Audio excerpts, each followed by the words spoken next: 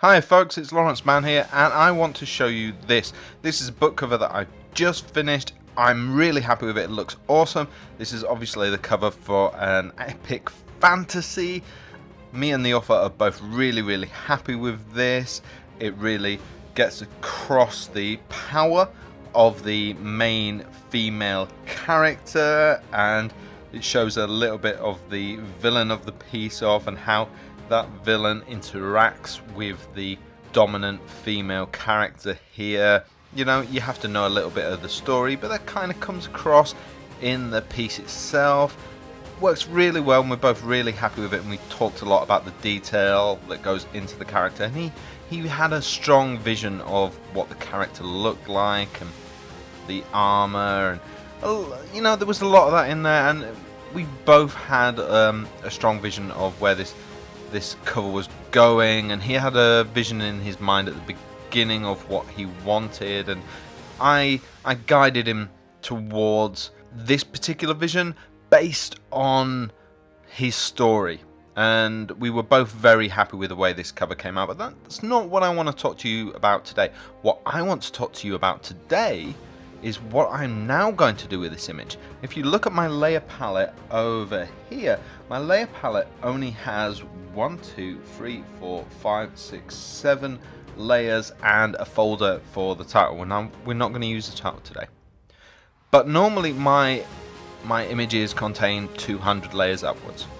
Now I've squashed those layers down into the essential layers, and I've named them, which is kind of unusual for me because obviously I don't name my layers. I normally just name my folders, because when you use that many layers, when you use 200 layers plus, naming them all is a bit crazy. You know, you'd be there for a lot longer than you need to be.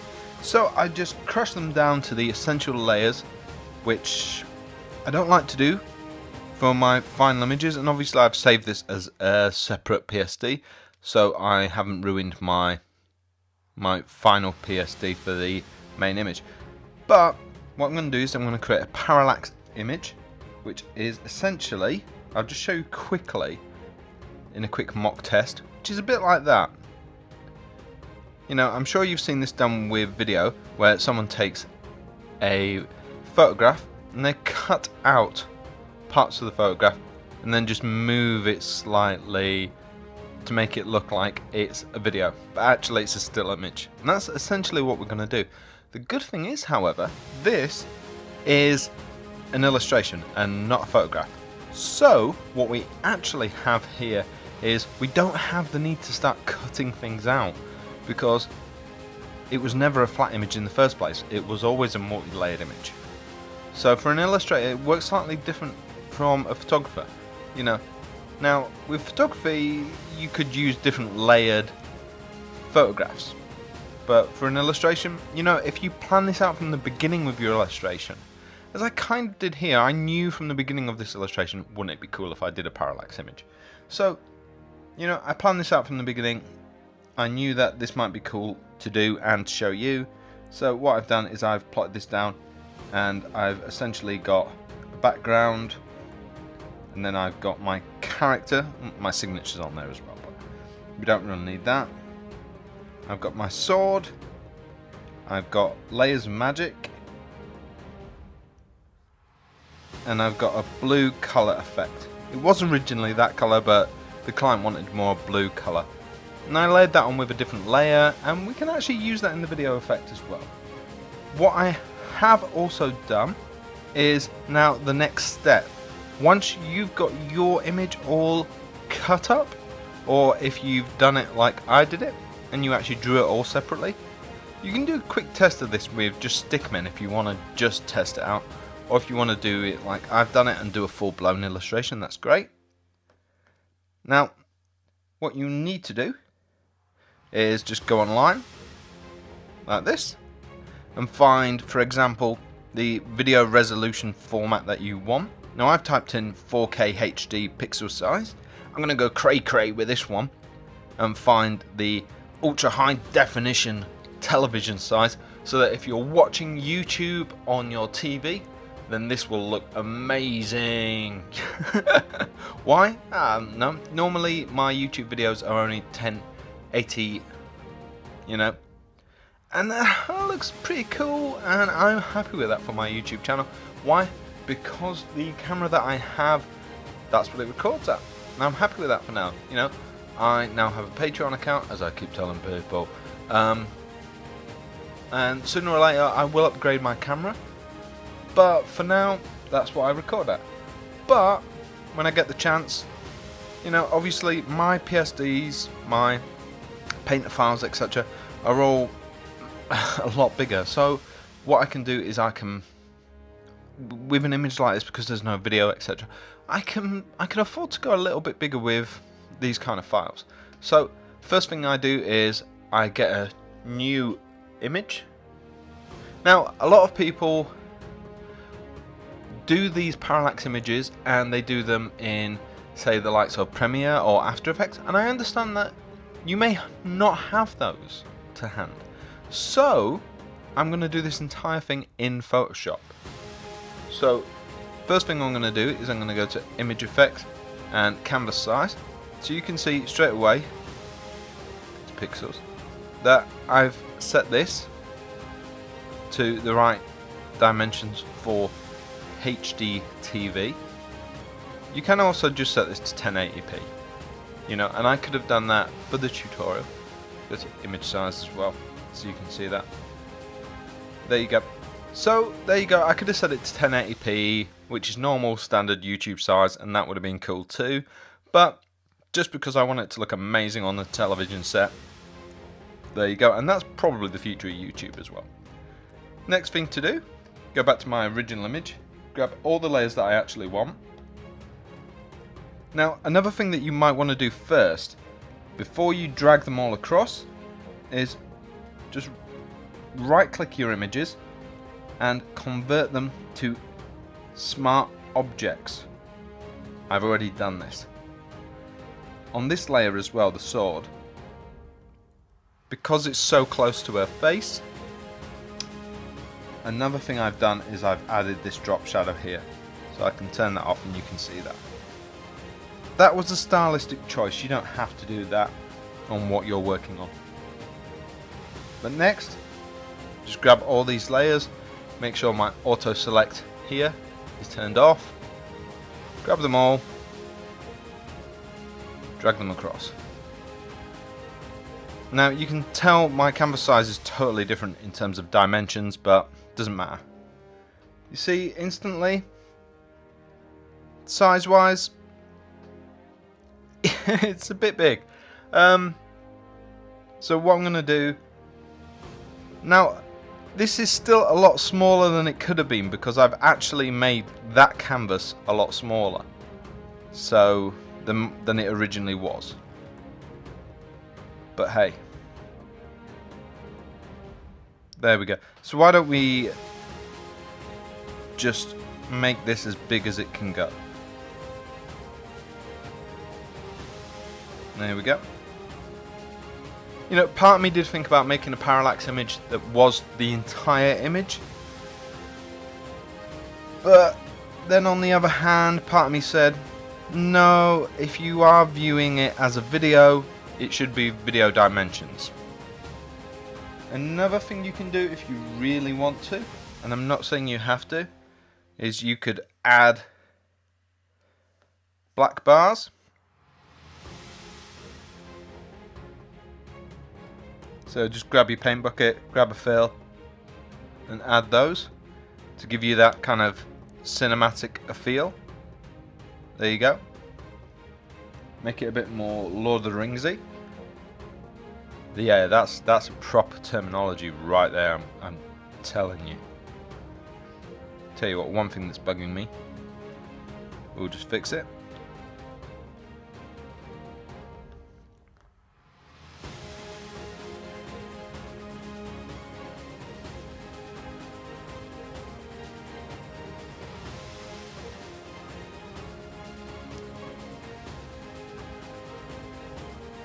See, I could do that.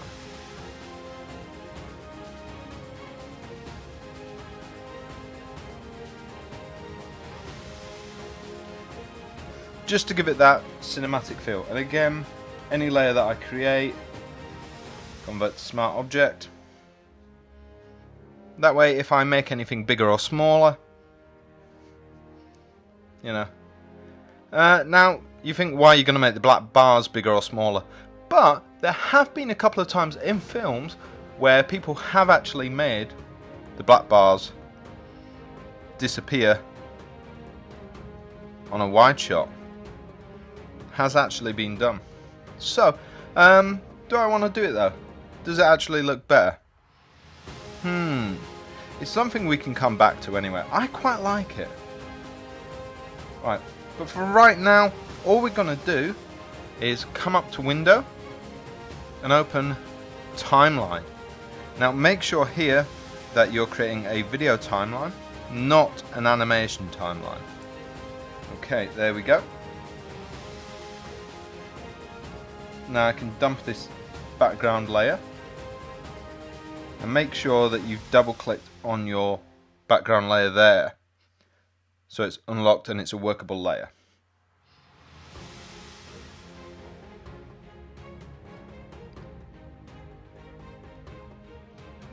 And I want to click create video timeline. There you go. So now I've got my video timeline and all my layers are in there. So the first thing I'm going to do is I'm going to grab all the layers, in fact, and I'm going to make them a bit bigger than I need to, like so, and make sure that they're lined up with my black bar in the right position. There we go. Just free transform those. Go to my girl layer, and you can see if I open this up, I can see free transform, opacity and style. I'm going to click on the little stopwatch by transform here, and that will give me a keyframe option and place a keyframe right at the beginning. So now I need to go right to the end here, drag my little line to the end and press this little diamond, which places a keyframe right at the end. Now if I free transform this layer, there we go, I can drag her to the side there, and I can also, if I go to the beginning, I can free transform, drag her to the other side. So if I go back to the beginning and press play, you see she moves beautifully to the side like that, which is absolutely great. I think there's maybe a bit too much movement, so what I'm going to do is on that end, just going to bring her back in a bit like that, more central. There we go. And on the sword here, what I'm going to do is I'm just going to repeat this. So I can create a keyframe at the end and a keyframe at the beginning just by hitting that little diamond. Remember, you have to hit the stopwatch first, otherwise the diamond won't appear. So what I want to do with this is I want to repeat the action, but obviously I want to do it in reverse. Now for me, I want the end frame to line up, and it does. So I'm just going to click play at the moment and see what I get.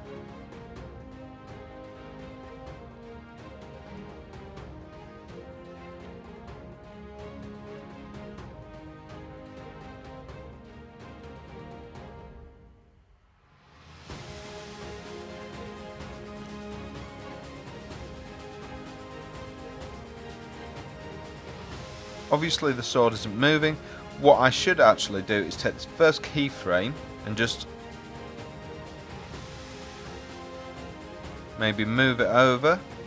I could try and do something dramatic where I have it start off over that eye.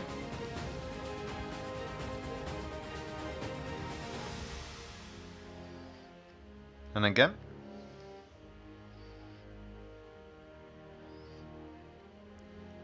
That looks nice, but I think there's too much movement. So let's go to that beginning keyframe, free transform that, bring that back.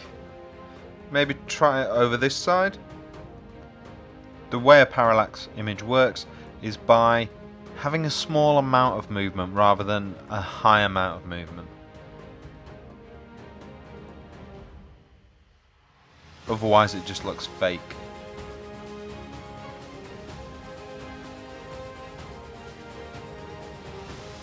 That looks good to me.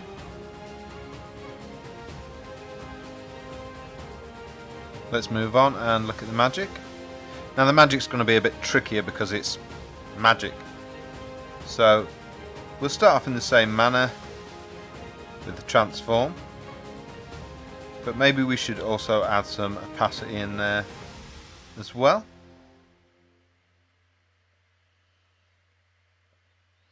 We'll bring it back to the beginning. Add our keyframes in there. So opacity, we need to go back over to our layer palette and just ramp that down to 0. There we go.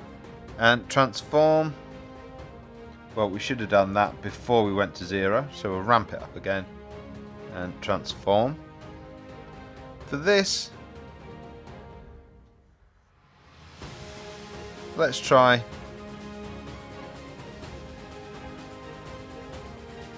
just rotating it,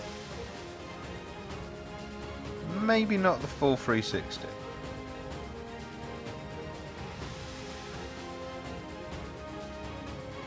There we go. And obviously we need to bring that opacity back down again. We'll give that a playthrough and see what happens.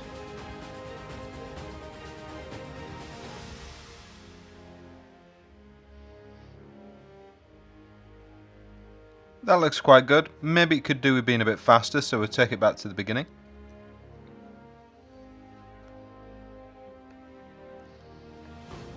And just rotate it a bit more. Give it another playthrough.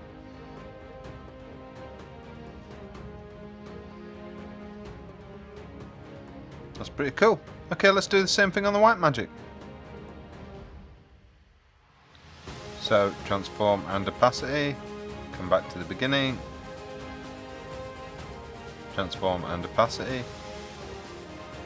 And remind myself this time to do the transform first. This time I'm going to come the other way. Remember to take it a bit further than I need it. Maybe move it a bit.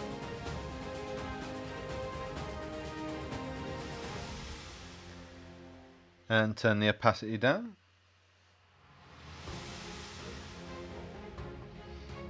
And give that a run through.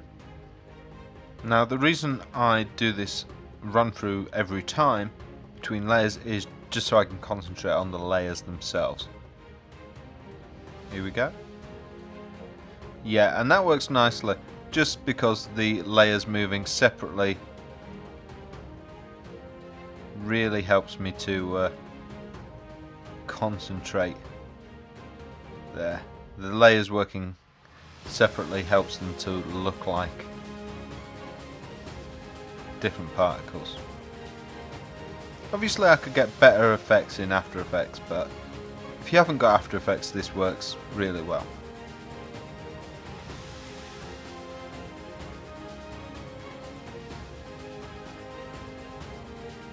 Next thing I want to do is move on up to the blue layer. Now what I'm going to quickly do here is just add a touch of this layer. Now what I'm going to do is I'm going to move this marker here down and just turn the opacity down so it's just subtle and it comes in kind of early. We'll just play this through now. And you'll be able to see how the image changes colour as the image quickly progresses here. There you go, as the magic comes in. Maybe I'll move that back a bit. Just select that keyframe. Maybe to the halfway point. There we go. So as the magic comes into the image, her colour changes, which is absolutely great. The whole image changes colour. Now I originally only made the image bluer at the client's request, but it works really well for this parallax image. So we'll go back to the start of the timeline here, press play. Ah, it works wonderfully. That just eases in the whole thing. Combines all those layers. There we go. And that works really, really well. Now what I'll do is just go back to my signature layer. My signature is somewhere way down underneath. So I'll just bring my signature up. And you'll notice my my timeline is right at the end there. And that's fine. So what I'll do is I'll add the opacity in there. And I'll work out where I want it to be. So I don't want this to fade in until kind of the last second or so. And that's perfect. So I'll add a keyframe in there. Change that to 0. And I'll give that a run through. Yeah, that looks really good, and the signature kind of fades in really well. I'll just close these timelines up just to make it look neat and tidy for you. Another thing we could do is we can just add another layer in here. Just go up to my brush. Remember, this is still Photoshop. There's no reason we can't just keep adding to this image here. Just because I finished the work for the commission, there's no reason we can't just keep adding to this. So what I'm going to do is I'm going to add in a nice little starburst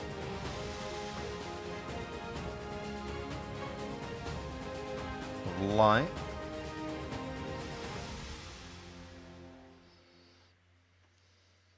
Might be a bit cheesy. We'll blur it. There we go. Gaussian blur.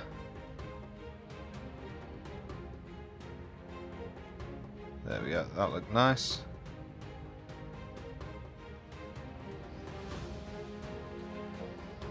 Oops, my brush is just too small.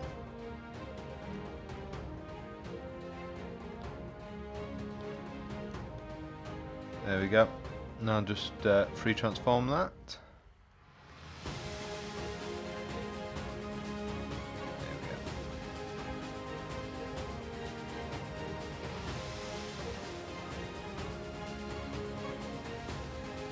Maybe turn that to overlay.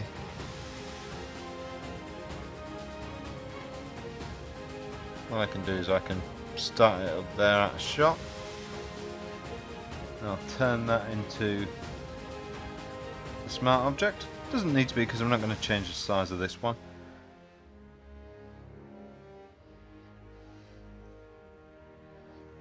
I need to bring that all the way over.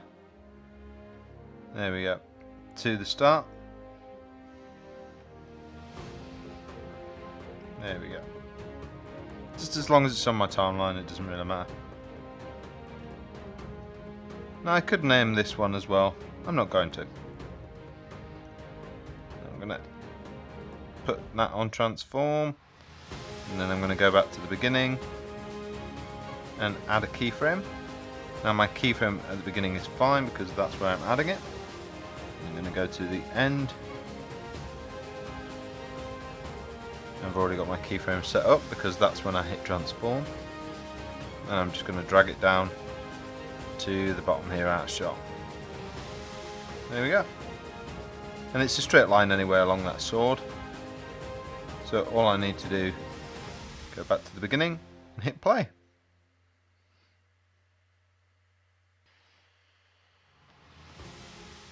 But instantly there's a problem. Because I was thinking of this as a 2D animation. You see the problem? It started off in the wrong place. So, what I need to do, in fact, is move the starlight there, the shimmer, into place for the beginning.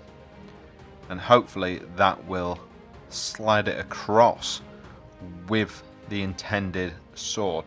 So, first thing I'm going to do is just turn off the layer further top and that's fine. I go over to my layer palette and just turn that off at the moment. Now I come over here to where this is, just tap that keyframe there, move this across, there we go. Rather than play it for now, what I'm going to do is I'm just going to slide through and just check on its progress as it goes. And you see how that's working there. You can also see what it looks like without the top bars. It's quite nice, it shows a lot more detail. But is it as epic? That's what you have to ask yourself. Is it giving you a look that you want?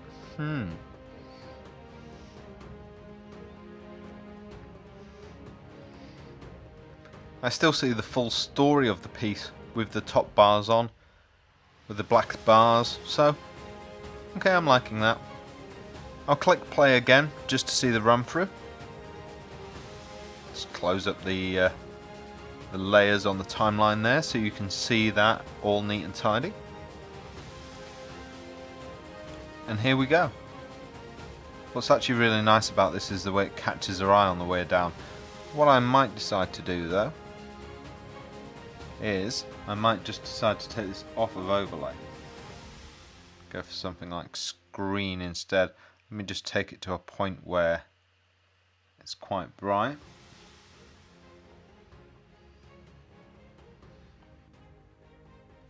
You know, it might just be a case of dropping the overall opacity down. And since I haven't got the opacity stopwatch clicked, it will remain the same opacity all the way through. So I can click various places on the timeline, like here for example, and I can see exactly what it looks like on this point. And I'm fine with that. I think that looks very, very cool. I like that. That's fine for me. What I can also do is I can add audio. Obviously I need to clip the file. I need to make sure my audio is turned on and so on and so forth. This audio track goes on for miles, so I just need to use the zoom tool here on the timeline, go to the end of my music, drag it in line with everything else like that. There we go. Make sure I'm at the beginning of my timeline and click play.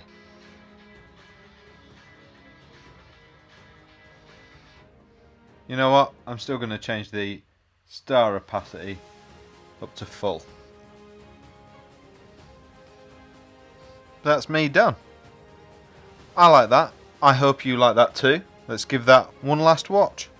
Well folks, I hope you enjoyed that. I know I enjoyed making that.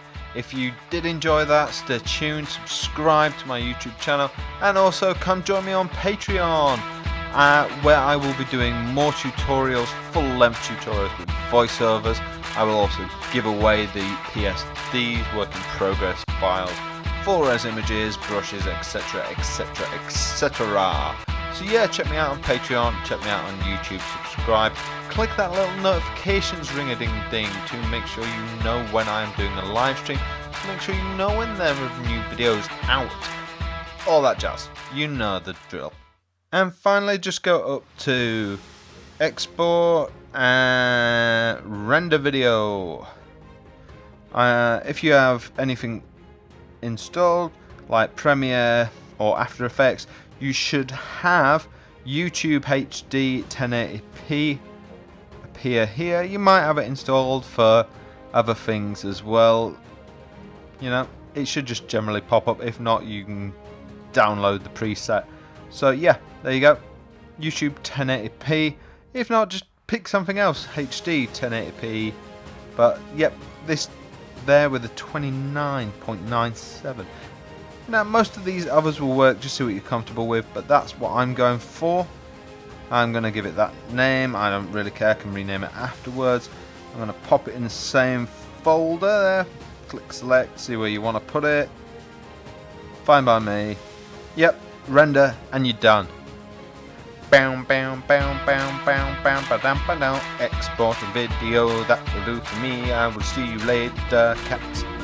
Bye bye. Well, thanks for watching. Be sure to comment, like, and even subscribe to my channel, Lawrence Can Draw.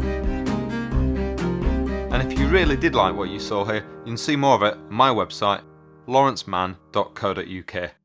I'll see you next time.